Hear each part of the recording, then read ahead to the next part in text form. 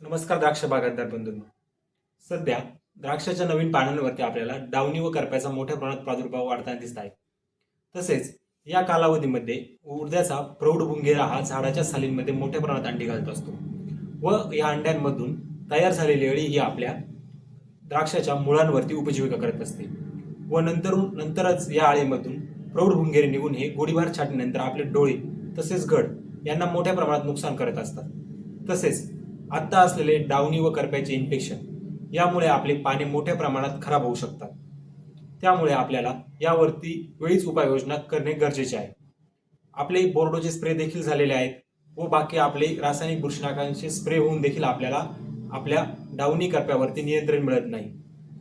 अशा ठिकाणी आपल्याला जैविक नियंत्रणांचा वापर करणे फार महत्त्वाचे आहे. यासाठी आपण फवारणीमधून डॉक्टर बॅक्टोस डर्मस 4K 500 ग्राम प्रति एकर व त्यासोबत डॉक्टर बॅक्टोज विबियम 4K 500 ग्राम प्रति एकर फवारणीमधून वापरू शकतात. तसेच आपल्याला उडद्याच्या अळीवर नियंत्रणासाठी व तसेच जे आपले फंगल स्पोर आहे यावरती नियंत्रण मिळवण्यासाठी ड्रीपमधून आपल्याला डॉक्टर बॅक्टोज डर्मस 4K 1 किलो प्रति एकर व त्यासोबत डॉक्टर बॅक्टोज विबियम 4K 1 किलो प्रति एकर या प्रमाणात देणे गरजेचे आहे. हे आपण केल्यास आपल्याला उडद्याच्या अळीवरती नियंत्रण मिळण्यास मदत होईल. तसेच उडद्यामुळे आपले पुढे भविष्यात होणारे नुकसान कमी देखील होण्यास मदत होईल. धन्यवाद.